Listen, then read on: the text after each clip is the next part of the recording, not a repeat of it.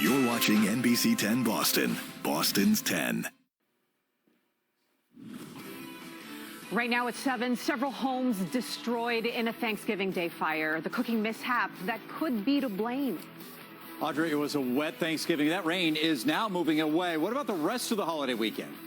And it'll be a Black Friday like no other. How stores are working to control crowds during the pandemic. This is NBC 10 Boston, Boston's 10. And tonight, dozens of people are without a home after this fire in New Bedford. Several multifamily homes were destroyed, and one person was seriously hurt. Good evening, and thank you so much for joining us this Thanksgiving. I'm Audrey Asistio. So investigators believe a Thanksgiving cooking mishap is to blame. NBC 10's Mike Manzoni has the latest on the investigation. Flames ripped through 3 homes in New Bedford, leaving 27 people homeless on Thanksgiving morning. I just saw smoke and flames coming out of the building. It happened on Washburn Street just before 10 o'clock and likely started after a cooking mishap involving a deep fryer. You can't underestimate the danger of cooking. People are amateurs. Some people are, like myself included in that. You go out there, you try and cook today. Things don't always go well. Thick smoke filled several blocks and charred debris landed on nearby cars. Police also shut down several roads. It was pouring out of here. You couldn't see up the street. Yeah, the smoke was that bad. It was thick. At least one woman is in the hospital with serious injuries. Firefighters spent hours dousing the homes with water as people who lived there try to figure out what to do next. My heart goes out to these people that lost everything on the day of thanks. And even though they may not have a home, they did have Thanksgiving dinner. Instead of driving around, we decided to bring all the meals here. Junior J usually spends the holiday dropping off meals to homeless people, but this year he took a detour to this neighborhood after he heard about the fire. We're going to feed hopefully about 30 people with all the fixings and all the desserts you can see in the back of the car. And the American Red Cross is now working to help those families find a place to stay. Firefighters tell us while they were working to put out the flames here, they actually got 3 or 4 other calls for cooking-related incidents. We're in New Bedford tonight. Mike Manzoni, NBC 10 Boston. All right, Mike, thanks so much. Let's go ahead and take a look at our first alert weather now as we take a live look outside at the seaport. It's 55 degrees, not too bad. So, Pete, I was on social media a few minutes ago, and it looks like a lot of people did have dinner in the garage, and it worked out for them just fine. Yeah, and, there were some breaks in the overcast from time to time, Audrey. Got a little bit of sunshine out there, and the temperatures were very mild in some cases. With the rain moving off Cape Cod, we still have a couple of downpours or showers from about Lowell all the way through Haverhill and up into Epping, New Hampshire now, headed towards the seacoast and then offshore. That's it. We will be in the clouds tonight. There's still a lot of those around, and some fog will be forming as well. The temperatures fall back into the 40s, so yes, those 50s will be vanishing soon, and near 60-degree air down in Taunton and Rehoboth. Look at the clouds come back into the picture tomorrow. So tomorrow's not the brightest of days, but those temperatures will hold and will rise up once again into the 50s, if not near 60 degrees. We're 44 in Bedford, and it was quite the disparity in the numbers between Boston and Danvers, Boston and Waltham, Boston and Woburn too. 44 up in Lawrence. Never warmed up in Nashua either, but we're still mild in Taunton at 59. Tonight, back into the 40s. Tomorrow, back up into the 50s. Limited sun. The weekend's not half bad. It's Monday and Tuesday that really has our attention. There may be some damaging winds. We'll go over that storm in a minute. Audrey. All right, Pete, thanks so much. After the Thanksgiving dinner served, the focus shifts to holiday shopping, right? Normally, some stores and shopping centers would open tonight, and they would be packed. But it's a very different story during the pandemic. And NBC 10's Kathryn Sotnik joins us live from Dedham with much more. Kat, happy Thanksgiving to you. Happy Thanksgiving to you too, Audrey. And it certainly won't be the Black Friday shopping that we are used to. There'll be less people in the brick and mortar stores and more people, of course, shopping online. It's a ghost town, which is wild. Empty parking lots at Legacy Place in Dedham this Thanksgiving night, which would normally be a flurry of activity pre-pandemic for Black Friday shopping. It's the most just American thing to, have Thanksgiving where everyone's grateful, then the next day knock people over to go shopping. So it's very interesting. It's such a hard time for everybody, for, people that want to go out and, have joyous time shopping and getting gifts for everybody, and you look around and it's nothing. Many stores and shopping malls around the state usually open at midnight, but are now opting for Friday morning instead to control crowds and practice social distancing. It's kind of sad, but it almost makes me feel better that it's not a lot of like mom and pop shops. It's more like big corporate shops. So they're still getting business online.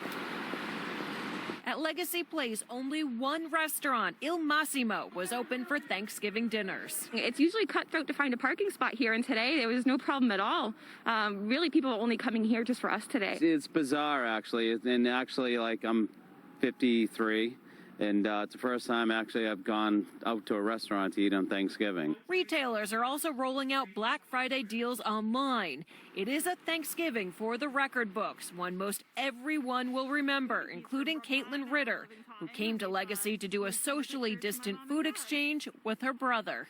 So my brother and I decided that I would make Thanksgiving dinner and pies, and he made breakfast for tomorrow morning because that was the original plan anyway. So we just came to Legacy Place, which is our halfway point, and exchanged food, said Happy Thanksgiving. And making the best of it. Okay, if you do come out shopping, Legacy Place opens at 8 o'clock tomorrow morning. Another popular shopping destination, the Rentham Outlets, and they open at 6 a.m. We're live in Dedham tonight. I'm Kathryn Sotnik, NBC 10 Boston. They're opening early. Kat, thank you. 2020 is like no other, right? So the Thanksgiving dinner at Boston's Pine Street Inn, definitely different this year. While all of the volunteers couldn't be there, a hot turkey meal is still being served. NBC 10's Abbey Niezgoda was there. They wouldn't typically take the turkeys outside, but this is far from a typical year at the Pine Street Inn in Boston. I think we're feeling the same thing that everybody's feeling. We're just feeling it, I think, deeper, and I'm just sad about it. Sad that for the first time in 50 years, the city's homeless shelter will serve Thanksgiving without the help of volunteers. More than 200 of them usually help make the meal possible, but with the pandemic, that was just impossible to do. And I got to tell you, it was a heartbreaking decision to make. Even we weren't allowed inside, but this photo shows just how spaced out the tables have to be, with nearly a third of Boston's homeless population becoming infected with COVID-19 earlier this year. They have to take every precaution. But the virus isn't stopping this tradition. Under a tent, city officials helped carve some of the 120 turkeys the shelter will serve. It's different because we like to go inside. We like to talk to the guests. We like to, go around, how you doing? Guests like Michael Pina. It's his second Thanksgiving here. I'm thankful for God and Thanksgiving and the turkeys. And Boston's mayor agrees. Even though it's been a tough year, there's still a lot to be thankful for. Whether it's a grocery store clerk or it's a police officer, firefighter, EMS, I'm just grateful for the people of Boston for how they've handled this pandemic. Like many shelters, the Pine Street Inn is seeing an increase in demand for beds due to the pandemic. They expect to serve about 2,000 meals this Thanksgiving. In Boston, I'm Abbey Niezgoda, NBC 10 Boston. All right, Abby, thank you. In the meantime, Boston police officers and first responders were recognized for their hard work. Ernie Boch Jr. gave away Thanksgiving dinner boxes to over 17 stations throughout the city of Boston. All of the meals were handed out earlier today at the BPPA Union headquarters in Dorchester. Every officer received a full turkey with over 6 sides and even dessert. To have a full hot meal prepared for you and go back to the station house, be able to eat something, and still be available for calls for service. What more can we say? This is the greatest time of year to give, and I encourage everybody to give what you can to give back. And Boch says he just wanted to show support to the men and women who are working during these trying times. Boys and Girls Club of Dorchester is paying it forward this Thanksgiving holiday as well. They're teaming up with a number of local groups to provide turkey and all the fixins to those in need. The club handed out meals that were donated from the Steel and Rye restaurant. And all this week, they've been working really hard to give away more than 150 Thanksgiving meals. And a lot of organizations are making changes during the pandemic. This year, the United Parish in Brookline is delivering meals to those in need. And NBC 10's Jeff Saperstone has that story. Making a Thanksgiving meal for hundreds is no small task, but Joe Horrigan has been cooking turkeys this way for 20 years. I love it. I love doing it. This year, it's much quieter inside the hall at the United Parish in Brookline. There's no seated dinner for 200. Only a handful of volunteers are prepping food in PPE. The 400 meals that are being made today are being prepackaged and delivered to those who need the most. For a lot of folks, it's a way to feel like they're able to do something concrete in a time where there's nothing else that we can control. Because of the pandemic, the church had to shift its annual dinner into a delivery service. And we know that there has always been a need in the world for food and for a warm meal at Thanksgiving. Organizers say even though they had to change the way things are being done, there was never a doubt it would happen. It was never a question. It was just how we were going to do it. And we don't even know how it's going to go. We're crossing our fingers and hoping for the best. While there are fewer volunteers and fewer voices filling the church today, the mission remains. We had to tweak it a little bit this year because of the COVID situation, but yeah, it seems like it's going to work out pretty well. And honestly, I just do the cooking, so. And among the things that'll be handed out today are these homemade cards that were created by kids. They'll be placed in each bag that goes out today, offering messages of hope on this Thanksgiving. In Brookline, Jeff Saperstone, NBC 10 Boston. All right, Jeff, thank you. Those cars look great, and the cooking, very important as well. Still ahead, keeping your Thanksgiving leftovers safe. What you need to know about storing turkey, size, and pies to avoid getting sick.